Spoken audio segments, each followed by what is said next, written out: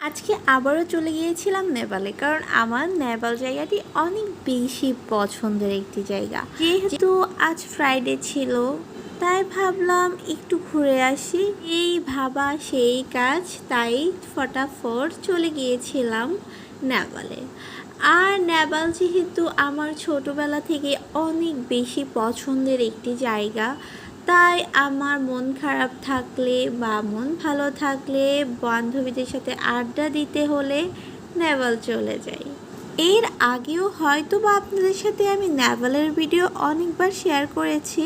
যেহেতু নেপালের মতো একটি জায়গাতে গেলে মন ভালো হয়ে যায়, স্নিগ্ধতায় মন ভরে যায়, তাই আমি যতবার যাই ততবার আমার ভালোবাসার মানুষদের আমি সঙ্গে নিয়ে যাই।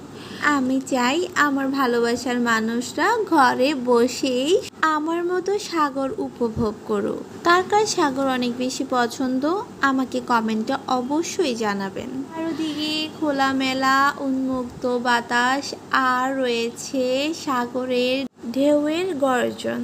যেহেতু আমাদের চট্টগ্রামের নেভাল অনেক বেশি বিখ্যাত কিছু খাবারের জন্য, সেই খাবারগুলো কি না খেলেই নয়। তাই তো আমি ফটাফট মিক্সার, ফুচকা, কাঁকড়া, পেঁয়াজু সব কিছু নিয়েছি আর সব কিছু খেয়েছি। চট্টগ্রামের বাইরে যারা থাকেন তারা চট্টগ্রাম আসলে অবশ্যই নেভালে যাবেন, কারণ এই জায়গাটা না গেলে আপনারা সুন্দর একটি বিকেল দেখতে পাবেন না।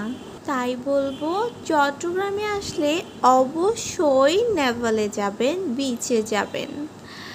সবাইকে অনেক বেশি ধন্যবাদ আজকের ভিডিওটি দেখার জন্য। আসসালামু আলাইকুম সবাইকে।